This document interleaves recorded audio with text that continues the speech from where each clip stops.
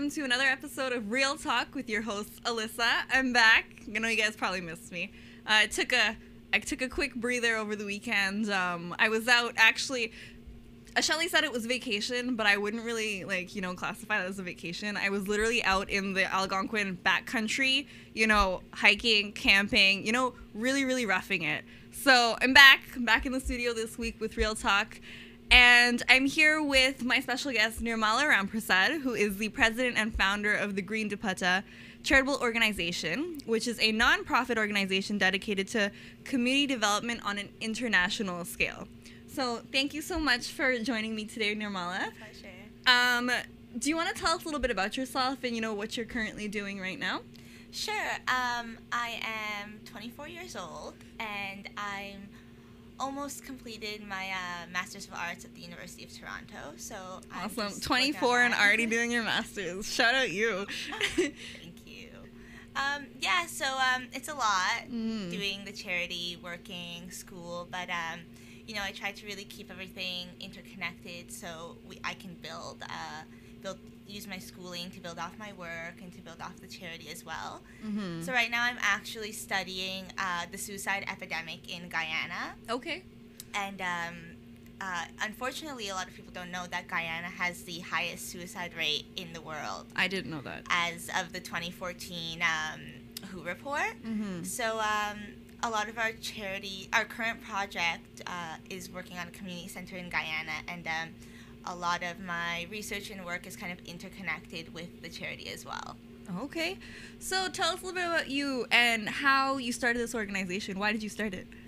I don't know. I guess it's something that just kind of came naturally. I've always been interested in charity work since I was young. My first endeavor, I guess, would have been in grade 6. I ran a clothing drive at my school. Why not? That's you started small, right? Yeah, and I was actually on city TV for it. It was really exciting. So it wasn't even small. You got legit media coverage. Yeah, it was really fun. I was like, wow, I'm so cool. Yeah. I mean, I was 12, so it was very exciting for me. Honestly, I would have been excited for you. And I have a great support team. Mm-hmm. Our board members and volunteers are mostly friends from high school, so we've kind of been doing this since we were 14 as well altogether. Okay. Now we just have a little less teacher support and guidance, but I think that really helped us get where we are today and gave us a good foundation for starting this organization. Okay. That's really awesome. So I first met you actually at the Miss West Indian Canadian pageant, yes. And that was, I think it was not last year, it was the year before, right? Yeah, the year before. And you won. Yes. And so congratulations on that. Thank you. But what was really interesting about your presence on stage was when they asked you what charity you were working to support, and you started talking about the charity that you built kind of from the ground up, and I was like, yo, this girl started her own charity. How old is she? Kind of thing. But honestly, it's really inspiring to see that you decided to, commit to a cause that you founded because it's something that's very close to your heart. So people know that, you're actually dedicated to it. I briefly did a whole thing in the pageant industry myself. And I remember when they asked us to pick a charity, that resonated with us. I was like, I don't know any charities. What am I supposed to do kind of thing. And even at the time, I feel like I was still too young to really understand what it is I wanted to do and what it meant to even help serve the community or to help things like that. So, I mean, I thought it was amazing that you were already kind of 7 steps ahead. You already had something, in stone kind of, and it was registered as well, right? Yes, yeah, it was at the time, yeah. So who runs the charity with you? It's you and your friends. Yeah, so it's myself. Ria Bim is our volunteer coordinator. Jasmine Suku is our, she does all our accounts and our finances. Mm-hmm. And Keisha Singh does our social media and is our general secretary as well. So she handles all the PR kind of stuff and a lot of the paperwork and stuff like that as well. Okay. And you're also an Ontario certified teacher. Yes, I am. For the past 2 years, I believe. And I specialize in special ed. Okay. So that also has kind of helped me with the charity a lot. And what we do international work, but we also try to, we want to do things in Toronto as well. So we try to develop youth leadership skills, things like that. So last year we were in a few high schools, and we did some presentations on global citizenship and community development, sustainable agriculture. So we kind of put together small curriculum-based workshops for the students, and then we go in and present them. What's the age group of students that you're working with?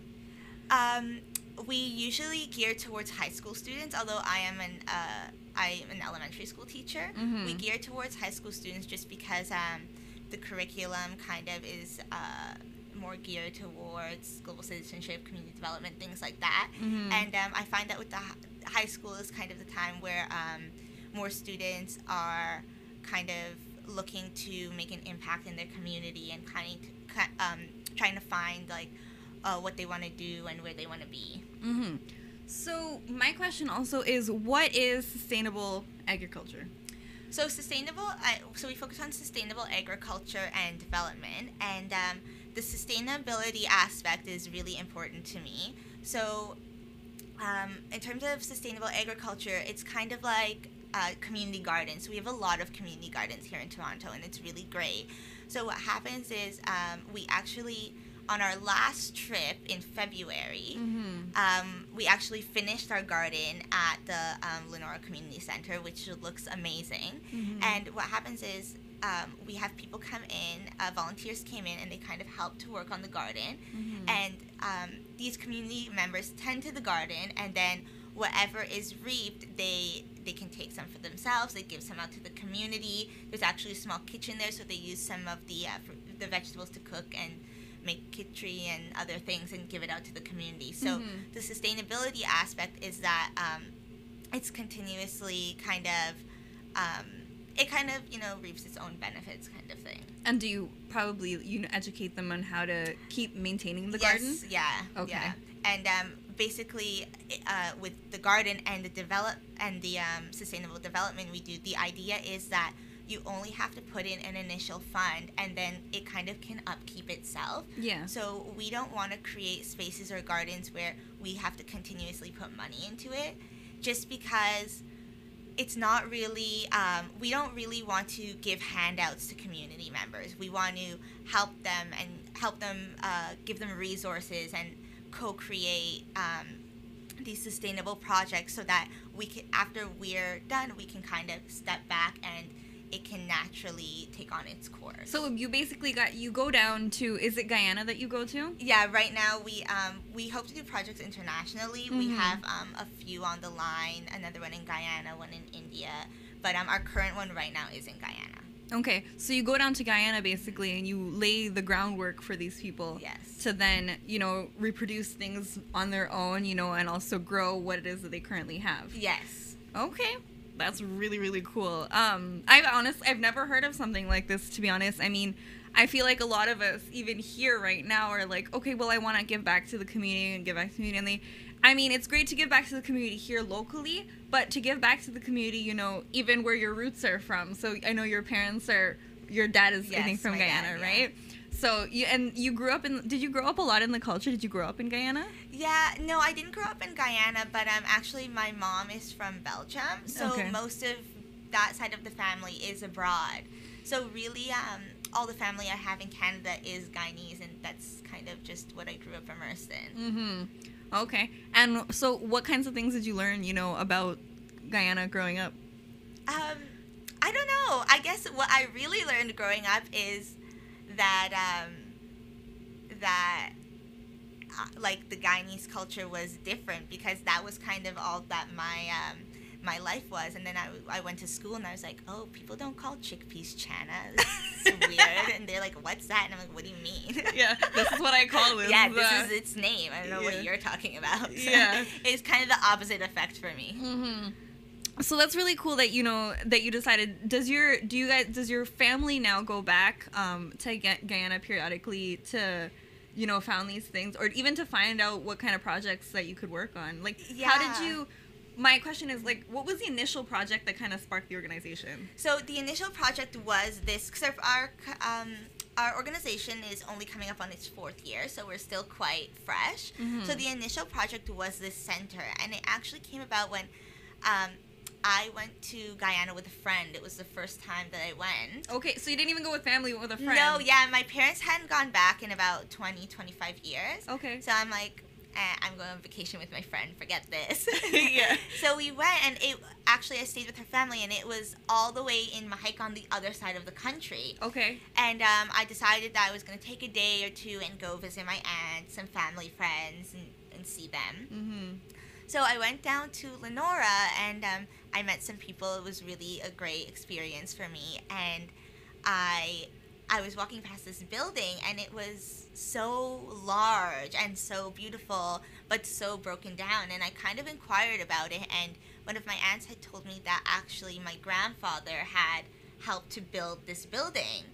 So we went inside. I got to take a look, and the people who were kind of, I guess they were running it, but the building wasn't actually functional at that point. Mm-hmm. They told me, I kind of told them about this idea I had to create a community center out of it, and they were really on board. Mm-hmm. So I came back to Canada. I talked to my girlfriends about it, and one of the things they said is, if we're going to do this, we have to do it the right way, and let's create something, and let's get it registered, and let's continue on with this. Mm-hmm. So that's kind of how it got started there.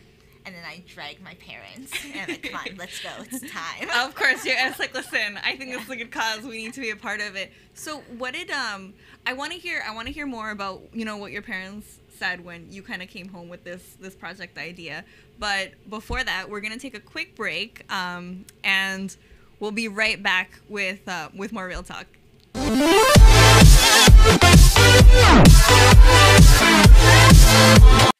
Discover the incredible India.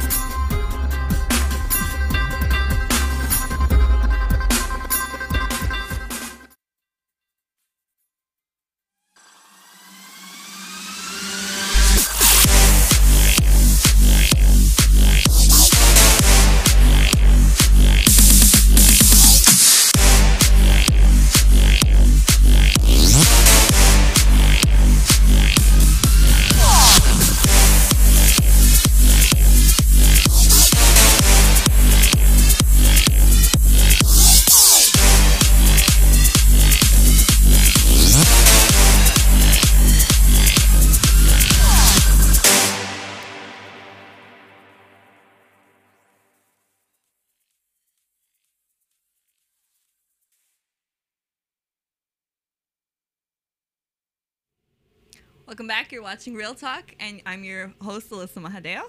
This is my special guest, Nirmala Ramprasad, president and founder of Green Dupatta organization. Nirmala was just sharing with us a little bit about how she got started with this organization and a couple of, the projects that she started working on that sparked, the urge to help out, to dedicate, her time and efforts into helping develop the community and help make it better, and also help people to help themselves, essentially, right? So, Nirmala, when you came home from Guyana on your first trip, I'm sure your parents weren't expecting you to come with a whole project. No. I mean, I brought back some sugar cane, so I started with that. You're like, let me sweeten you up first. Let me reckon the deal here. And then I kind of told them about the building, and they were like, oh, yeah, we know it. And I'm like, what do you mean we know it? Why have I never heard of this place before? And we kind of talked about it, and they were, I think that they were kind of hesitant at first, actually. And then when they saw how much I was pushing for it, they were like, this sounds really great. And I told my dad, I'm like, listen, we're going and you're coming. And that's the end of the story. Yeah. So the next time we went together, and my mom actually unfortunately couldn't come. Mm-hmm. And I think when she saw on my dad's Facebook posts, she was like, okay. And she came down and she surprised us the second week, which was really great. So we were all down there together. Yeah. And, as we started working on it, it just, we saw like how involved all the community members were, and like how I think once we were all there and we were all already starting to work on it, we really saw like what it could be. Mm-hmm. And we had worked tirelessly throughout the year fundraising as well, because we needed some funds to start the project.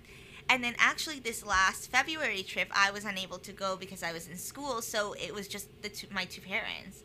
And they just went by themselves for 2 months. And they held it down? Yeah, they were amazing. They were really, really great. So they're just like, okay, give us the funds and we're going to go. Bye. Mm-hmm. Don't worry about it. And I was like very stressed out. But I mean, it was really great. They actually got a lot more done than I did the first time. Really? Yeah, they were really, really amazing. They were really good. That's awesome.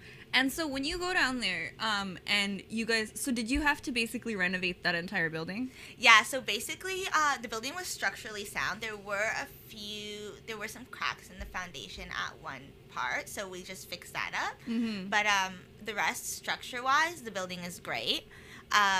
So what we needed to do was just make it functional. So the first time we went there, it seemed like we didn't do that much, but what we did is we renovated the entire roof. So that took up a lot of our funding because the building's quite large.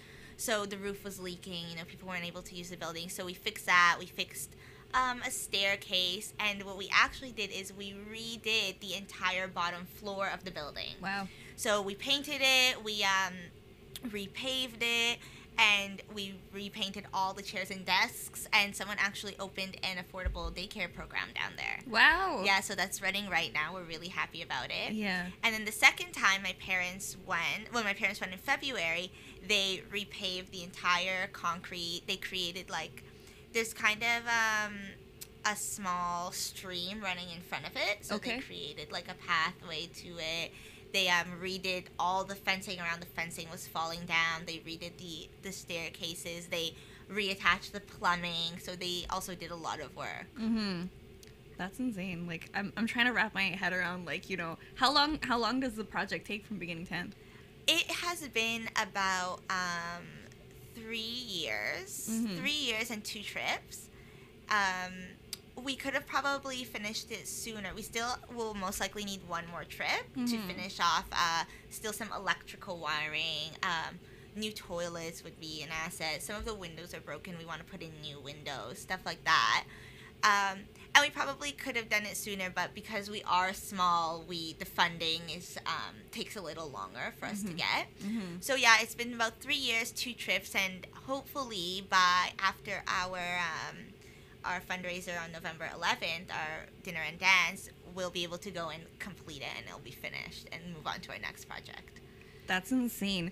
I wanted to talk a little bit about, so you were talking about funds and needing the funds in order to, to fund these projects, obviously. What was it like to have to register this organization? Because I know that there's a difference between having an organization that's a charity, that's nonprofit, opposed to another organization with, I forget the name right now, but I know that there's a different there's different names. Honestly, it was a disaster. It is the most difficult thing I have ever done in my life. It's more difficult than grad school. Wow. More difficult than grad school to register a charity. It is so much paperwork. It's ridiculous. They make it actually quite difficult. But, I can understand why. Even sometimes when we meet people, they're kind of hesitant on legitimacy of charities. A lot of people use charities to do fraud and money laundering. To do fraud and stuff like that. So they're very, very strict on what you're doing, how you're doing it, where your funds are going. I have to mark down every single thing that I do when I receive donations, the day I put it in the bank, everything. So it has been a challenge, but we work at it, and it came out great. It's taken a while. It took about, I would say, 1.5 to 2 years to register it. And we're actually still in the process. Mm-hmm. So what they do, because it takes so long, they kind of they allow you to run as long as you are in the process. Because when you send in your paperwork, there's multiple steps. Mm-hmm. So we're on our last step finally. And when you send in your paperwork, it could take up to a year for them to respond. And what kinds of things are they asking you for exactly? So they ask you, you kind of have to create a constitution for your charity. So what is your charity about? What's important to you? What are your pillars? What will you be doing for communities? Will you be international, local? What communities will you be using? Local sources? Will you be using Canadian sources? Because it is technically a Canadian charity. Yeah. So we also have to have board members, and there are a lot of restrictions on the board members, so you can't be related and like stuff like that. So I had to ask the girls for a lot of personal information, like fill this out. Just don't ask questions. But I mean, they were all committed to it as well, right? Because they were already like, I love. Did this start as maybe like a school project, or was it just something that you started because you know you were passionate about? Yeah, I mean, in terms of the registering the charity, we had all been involved in charitable work in high school. Like you know, we have a lot of things like Heart and Stroke Foundation stuff through the school. We also did some like anti-drug assemblies, leadership camps, stuff like that. But we were really adamant on creating the charity because I think now we kind of realize that we didn't have the kind of board to back us up anymore. So we wanted to do things the right way because we wanted it to grow. And I mean, you know, I could have asked a few people for some donations and gone and just kind of fixed up the community center, but we wanted it to be able to grow and to turn into something bigger and to continue on to do more projects and to get more funding and stuff like that. So I think from the start we all knew that it was really important that we kind of go through things with using the correct steps. Yeah, and that makes sense. I mean, because you want people to know that you're serious. Yes, That's the main thing. Exactly. Especially when you're doing your fundraising, right? Because otherwise, how are you supposed to ask people to...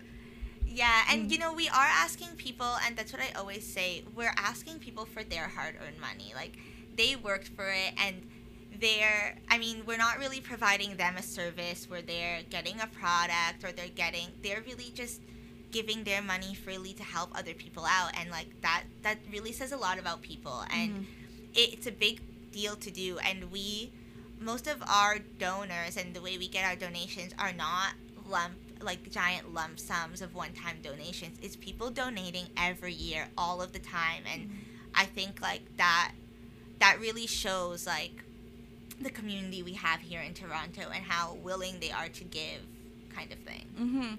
I think because your cause is so strong and it's very straightforward. Like when you explain it to people, it makes a lot of sense. So I would be like, oh yeah, I definitely want to, go back. I want my money to go back to contributing to helping, third world countries or countries that are underdeveloped and need a little bit more because again the government's not giving it to them or things like that. And there's so many things that again we don't see.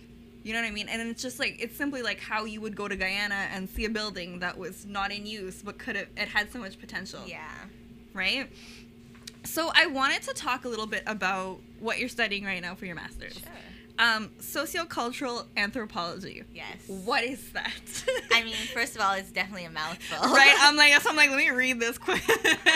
So, anthropology has a variety of strands. I'm working in the sociocultural/medical field. And what that means is that we look at, you take whatever research project you have and you kind of look at different ontologies, different, ways of socialization and different cultures, stuff like that, and how that would impact whatever you're researching.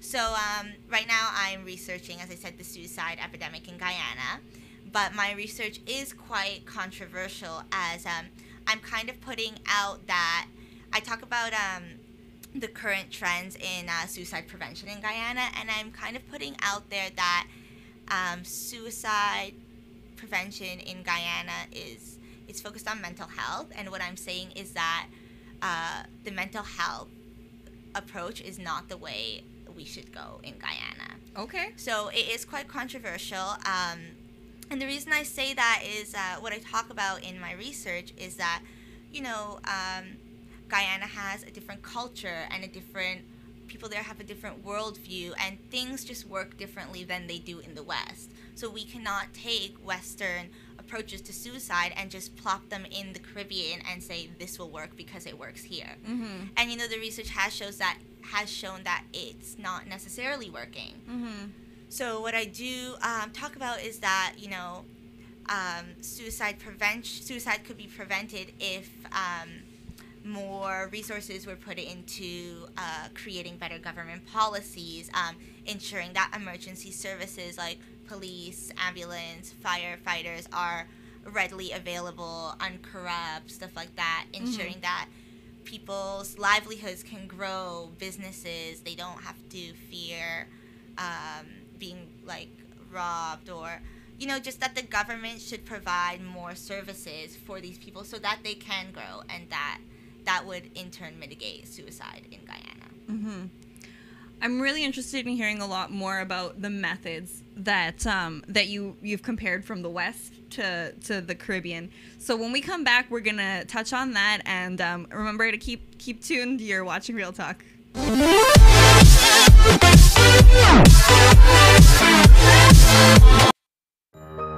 Are you retiring smart? Make your home's equity work for you. With your home's equity and our 30 years of experience, the Retire Smart Properties team can help you achieve the quality of life you've always wanted. Our services are 360 degrees. We'll give you advice, take care of staging and selling, and help you find the perfect home and community to transition to. It's time to enjoy the retirement lifestyle you deserve. Visit our website today to learn how you can use your home to retire comfortably. The Retire Smart Properties team, powered by RE/MAX West.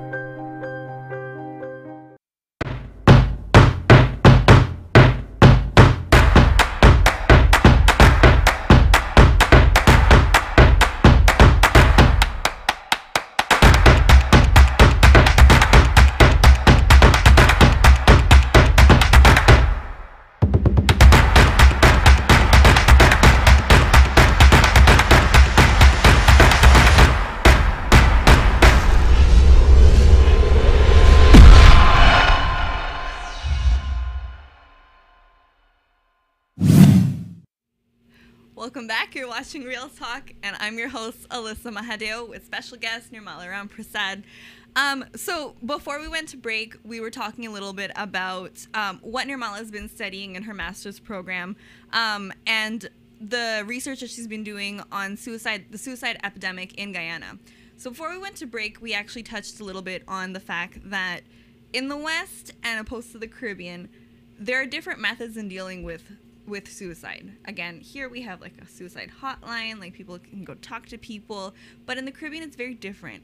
Can you explain to me a little bit of the differences that you found in your research? Yeah, so right now the government is off-putting quite a bit of money into mental health programs, because a lot of that funding is coming from the places like the World Health Organization and these international places that are actually very Western-centric. Mm-hmm. And so they kind of have to go along with that in order to get the funding. So we have things in Guyana like a suicide hotline, but the way people view suicide in Guyana and the reasons behind suicide are different than here in the West, and those things don't necessarily work in Guyana. Like a suicide, no one's gonna pick up a phone and be like, I'm thinking about, Yeah, and a suicide hotline kind of puts a lot of onus on the individual to say, I have a problem and I need to go seek help. Whereas they don't want to say that they have a problem. I mean, I have family that have problems and they don't want to say that. Yeah, exactly. Yeah. And Guyana's a country,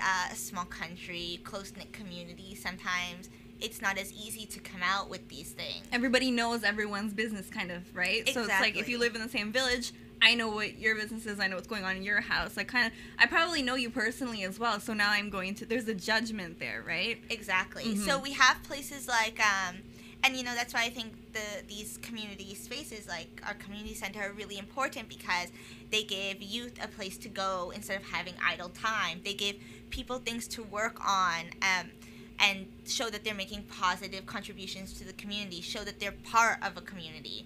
And we have places like the Guyana Foundation Sunrise Center that do job training. Mm-hmm. So this is great on both ends, because we have people in the community who are qualified coming in to teach, as well as other people in the community coming for the classes, and they're able to, first they have something really positive to do. Second, they're able to gain a new skill. Third, they're able to see themselves grow. Like, now I can go in this field, like I'm going to create a business, or I'm going to work for this company. And these are all positive changes that I think are a lot more helpful than a poster campaign or a hotline. Yeah, no, definitely. I mean, I totally agree with you because, again, it's true. Even if I think about it, applying it to people I know personally, I know that they think differently than, we do out here in Canada. Canada is a very diverse melting pot of cultures, but if you think about it too, suicide prevention doesn't really help even the diaspora that's here. Yeah, I mean, it's definitely a tricky situation. And there are a lot of positives to the suicide prevention programs that we have here in Canada, but they're geared toward Canadians.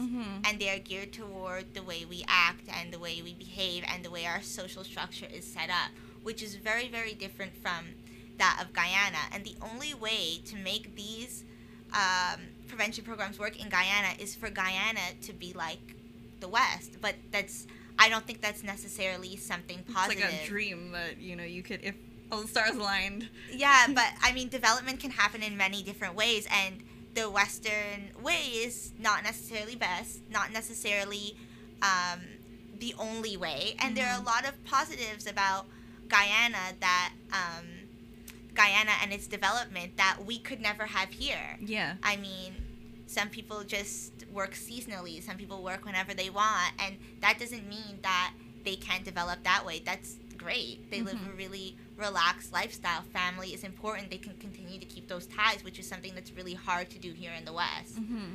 And has any of your research brought you to maybe the causes of suicide, why people are committing suicide? So, majority of suicide in Guyana comes out of love loss. Okay. And majority of it is young males.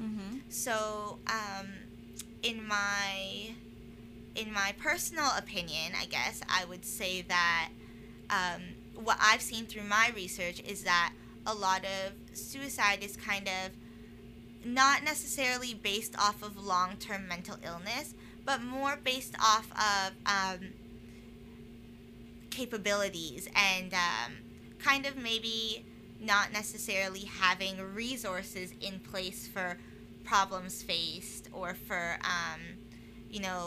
lack of... It's like an emotional trauma that kind of sets people off. Yeah, I kind of, but what I would more so say is that when people face problems, they don't have government solutions for those problems. So if I lost my job in Canada, what am I going to do? I'm going to go on EI. I can get government housing.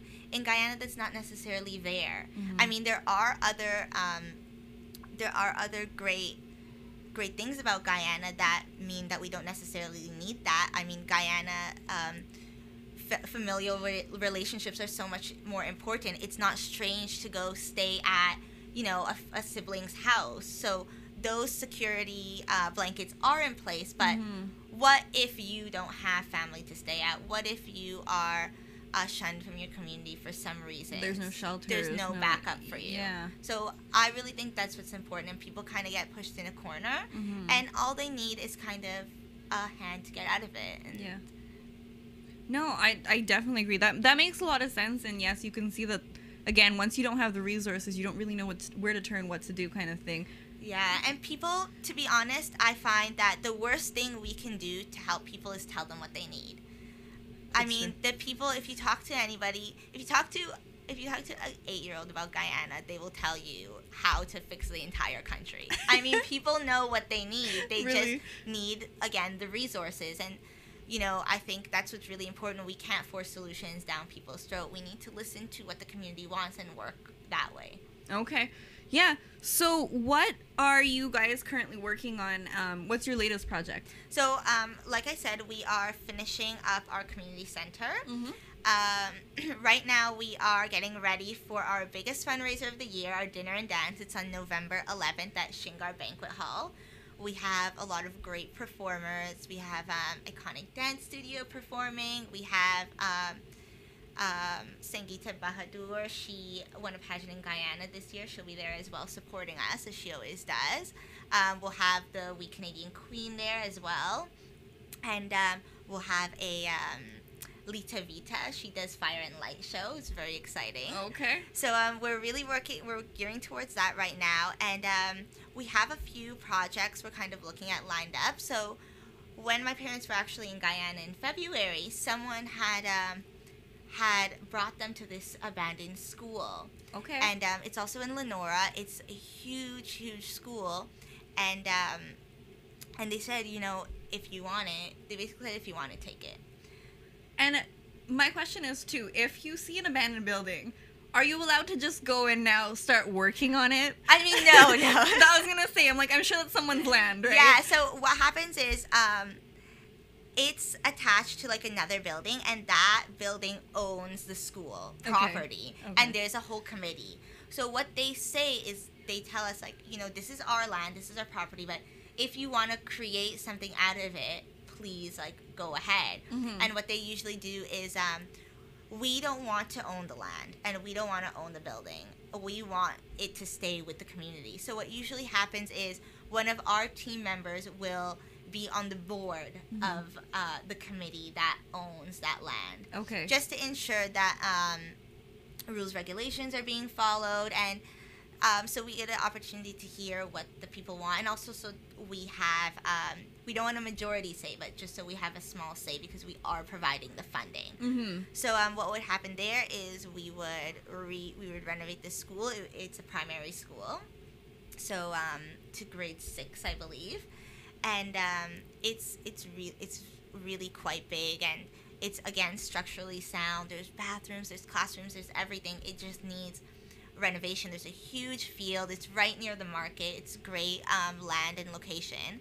And what we would do is we would fix it up, and we also would help them create their model for the school. So help them to find qualified teachers, qualified staff, ensure that programs are in place so that the building can be upkept, ensure that it's sustainable, ensure that we would help them with the curriculum, making sure everything's up to code, stuff like that. And then once it's set up and it can run by itself, we take our step back. And we're still always there to check in, ensure that everything's running smoothly. But at that point, we don't have to provide any more funding, and it should just be abundantly successful on its own.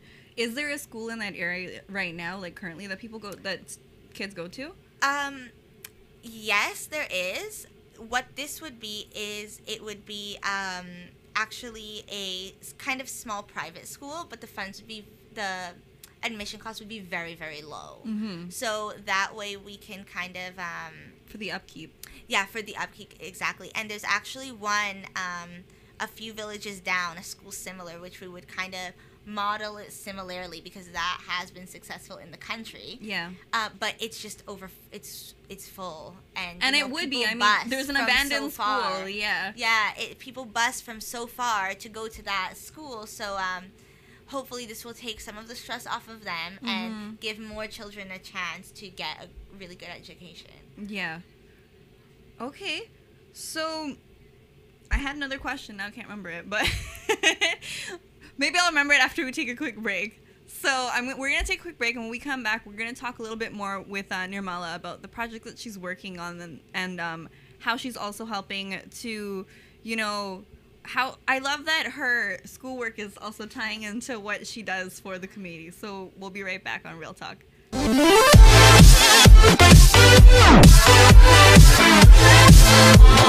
Discover the incredible India.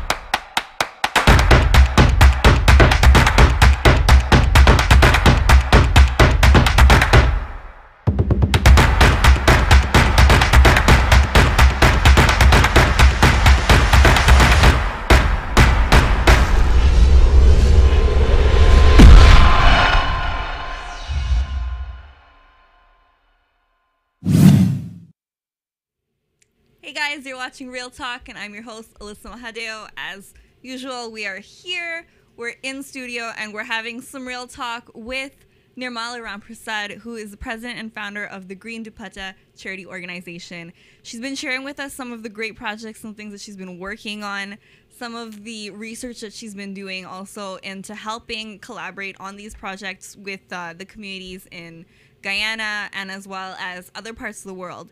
So Nirmala, I also wanted to find out about what research you've done on other third world countries that are in need of this help and sustainable development.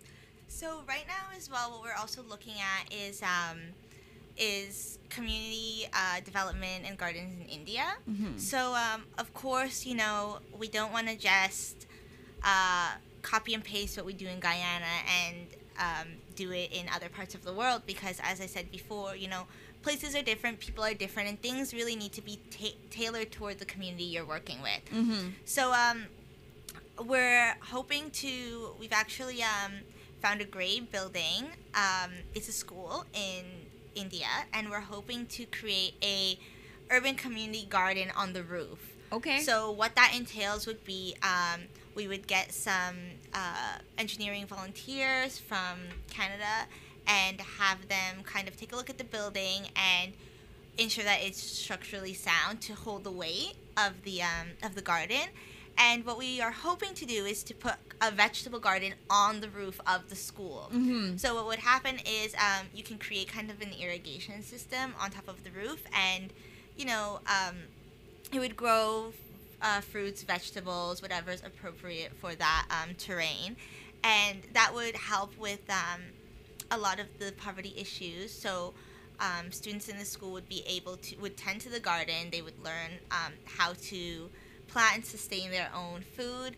They would get to use some of it, and they would also be expected to give it out to the community, the Mm-hmm. immediate community. Mm-hmm. So I think that would be a really big help. And the rooftop gardens are also a great way to combat pollution. The country has a lot of pollution. It's very different from Guyana.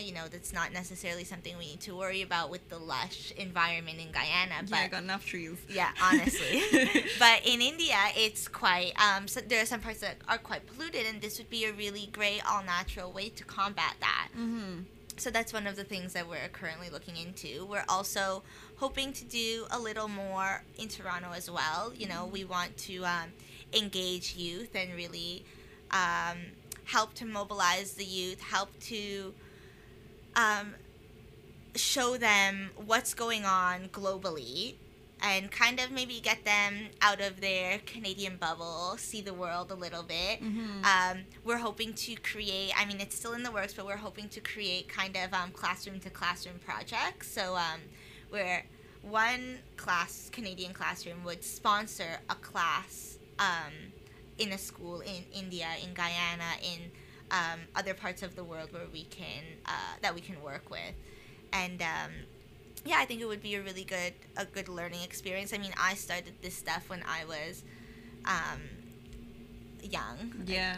A teenager, when I was 10, 11, 12. And, I think that kids can really do a lot, and that sometimes we maybe don't give them enough credit, but they just kind of need to be not even pushed in the right direction, but they just need to be shown, and they run with it. You don't need to tell them anything. I think they also just need the opportunity to be able to share their ideas. Yeah, exactly. Some of them have really great ideas, and there's this for them. The sky's the limit. That's the other thing, right?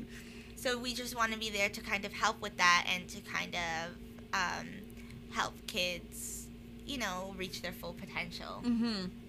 And what kind of people are you looking at or looking for to be working on these projects? Because I know that you probably need teachers and educators, because who's helping these after these schools and stuff are built? Who is helping the students to continue the progress that you guys have made? So most of the things we would do with schools are schools that are already in place. So we don't want to tell teachers how to teach. We don't want to tell students what the best way to learn is. Yeah. So they're kind of already in place, and the volunteers we have here are honestly, we don't look for anyone specific, because what I have found is you may need a job that an educator can do. But then you find someone who's really passionate and they have all these life experiences and they really have so much to offer. And I think that when people come and they're interested in helping, you see really you can start to see their special skills, and you can, like, everyone has a talent, and we try to really utilize our volunteers' talents so that they can also use their volunteer work as a growing experience and a learning experience for whatever they want to do moving forward. So Nirmala, what are your plans for the future after you complete your master's program? I haven't thought past tomorrow in terms of my own life. No one has. You're like, what am I doing tomorrow when I wake up? But right now I'm kind of I'm at kind of a crossroads, so I'm juggling a few choices. I recently got accepted into the PhD program at U of T. My girl, look at you go. So I might be starting that in September, or I might be hopefully teaching. But I really want to ensure that I have something that gives me enough time and flexibility to continue my charitable work, because that's really what I am passionate about. Do you ever think you would run your charity full time? I mean, to be honest, like, I wish I could, and I really hope that one day I could. At this point, I don't, because I don't want to work for the charity, because I just want all of our funds to go to the cause. And, people work so hard for the money they give us, and people work like, all our volunteers work so hard. So right now, I kind of do it part-time so that every single dollar can go to our cause. And how do you create that work-life charity balance? Oh God, that's a real, like, hard question. I mean, I want to say I don't. I struggle all the time with it. I'm always stressed out. But I mean, I guess being stressed out means you're doing something. So that's the way I try to think about it. And to be honest, I've been quite lucky. I have a really great support system. I definitely wouldn't be able to do any of this without my parents. I mean, there are nights when I'm, working on proposals for the charity. I'm creating flyers. I'm trying to print stuff. I'm trying to do my schoolwork at the same time. And, like, my mom cooks for me, and, like, that really helps. Or I would probably starve and die. Yeah, like, my dad is the one who's driving me around, like, ensuring that the ball's always rolling. And, just like I said, like, this year there was no way I would have been able to leave the country while I was in grad school. So my parents were like, okay, well, we'll just go. And they just up and they went. So, I mean, my friends and family have been a really, really big help. They're the ones who are always supporting me. And I think there's a lot of the reason I kind of went into this. I know that I have a very privileged position, being able to continue on in school, having, like, such a great family that's there to support me, a stable family. So I kind of want to take that that gift that I've been given and make sure I utilize it into something for someone else. No, definitely. And, throughout this journey, throughout the process, throughout creating your own organization, what are some lessons that you've learned? I've learned that it is way harder than it looks. Because you're making it seem, like, really effortless right now. I'm not gonna lie.